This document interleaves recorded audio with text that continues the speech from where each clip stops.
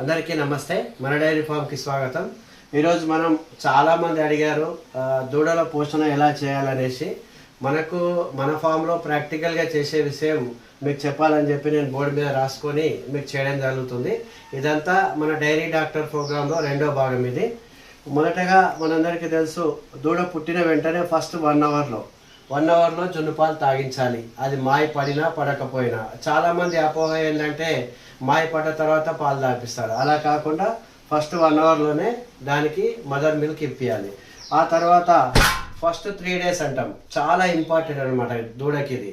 First 3 days ఎందుకంటే ఉదయం సాయంత్రం రొమ్ము మార్చి 6 పూటలు గనక మనం జున్ను పాలు అంటాం కదా, ఏదైతే తాగిస్తామో దాని ఈతకు సరిపోయేటటువంటి ఇమ్యూనిటీ పవర్ ఆ జున్ను పాలలో ఉంటుంది.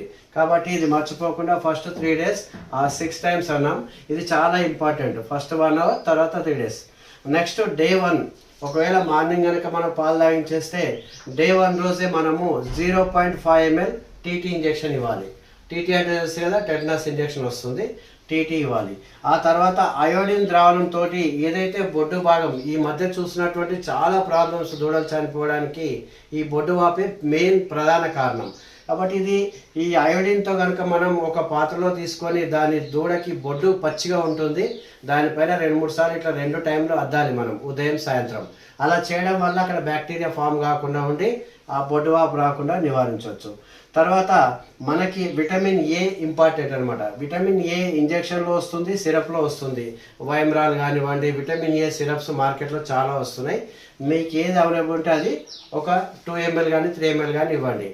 అలాగే డే 7 పుట్టిన వారం తర్వాత ఖచ్చితంగా 3 ml తోని పైపర్జెన్ ద్రావణం ఇంజెక్షన్ ఉంటుంది కదా, పైపర్జెన్తో మనం డివార్మింగ్ చేయాలి. ఇక్కడ పెట్టినాం మనం, ఇది పైపర్జెన్. ఖచ్చితంగా 7వ రోజు నాడే మనం 3 ml వేయాలి. ఆ తర్వాత నెక్స్ట్ డేనే ఒక 3 రోజులు మనకి మల్టీ స్టార్ అంటాం, అంటే ఇంటావిటా NH కానీ లేదంటే ట్రైబోవిట్, ఇక్కడ ఉంది కదా ట్రైబోవిట్ సిరప్, బి కాంప్లెక్స్, ఇవన్నీ వాటికి హెల్తీగా పాలు అరగడానికి లేకుంటే యాక్టివ్ కావడానికి ద్రావణాలు అనమాట. ఇవన్నీ లిక్విడ్ రూపంలో ఉంటాయి. ఇవి కూడా 3 ml లేదా 5 ml దూడ సైజుని బట్టి మనం ఒక 3 రోజులు ఇచ్చుకోవాలి. ఆ తర్వాత డే 30 అంటే నెల 30 రోజుల దూడ అయిన తర్వాత ఒక 3 ml మళ్ళీ పైపర్జెన్ ఇచ్చుకోవాలి. అయితే ఒక నెల వరకు ఇది చేసేటువంటి ఇక్కడ వరకు సరిపోయింది.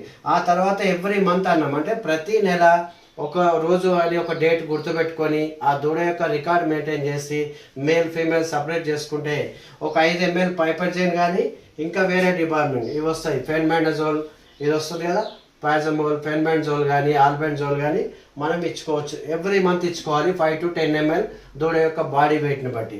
అలా సంవత్సరం కనుక మనం చేస్తే తర్వాత మనకి సంవత్సరం తర్వాత అది ఇంచుమించు 6 నెలలు అంటాం. 6 నెలల తర్వాత సీజనల్ వ్యాక్సిన్స్ ఉంటాయి, అంటే FMD కానీ, ఫుట్ అండ్ మౌత్ వచ్చినా, లేదంటే ఇంకా గాలికుంట అంటాం కదా, అలాంటి వ్యాక్సిన్స్ మనం 6 months తర్వాత ఎప్పుడైనా మన దూడలకు ఇప్పించుకోవచ్చు. ఇలా చేస్తే కనుక మనకి దూడ 30 నుంచి 36 నెలల్లోనే ఎదకు వచ్చే అవకాశం ఉంటుంది. సరైన విధంగా ఎదిగి దాని యొక్క బాడీ వెయిట్ సహకరిస్తే మనకి 2.5 సంవత్సరాల్లోనే మన యొక్క గేదె తయారు కావడానికి అవకాశం ఉంది. ఇది మనం ప్రాక్టికల్గా మన శ్రీలక్ష్మి డైరీ ఫామ్లో చేస్తున్నటువంటి మెథడ్. ఇది మీకు చెప్పాలని చెప్పేసి చాలామంది ఒక్కొక్క రకంగా డైరీ ఫామ్లో చేస్తూ ఉంటారు, కానీ మన డైరీ ఫామ్లో ఇది మాత్రం మేము మెయింటైన్ చేస్తున్నాం. ఇది మాకు సత్ఫలితాలు అంటే చాలా సక్సెస్ఫుల్గా ఉంది. ఎన్నో దూడలు మీకు చూపించాం. ఇప్పుడు కాప్స్ కూడా గేదెలు కావడానికి రెడీగా ఉన్నాయి. కాబట్టి ప్రతి రైతు కనుక డైరీలో వచ్చినటువంటి కాప్స్ని ఇలా మేనేజ్ చేసుకుంటే మన యొక్క నెక్స్ట్ రాబోయే తరంలో 1 లక్ష నుంచి 1.5 లక్ష పెట్టినా కూడా గేదె దొరకదు. ఇలా మనం చేసుకుంటే మన డైరీలో సక్సెస్ కావడానికి చాలా మంచి అవకాశాలు ఉన్నాయి. ఇంకేమైనా డౌట్స్ ఉంటే మీరు కామెంట్లో తెలియజేయండి. మీ సందేహాలకు నేను ఖచ్చితంగా సమాధానం ప్రాక్టికల్గా నేను నేర్చుకొని మీకు చెప్పడానికి ప్రయత్నిస్తాను. ఇది అందరు చేస్తారని ఆశిస్తూ అందరికీ నమస్తే.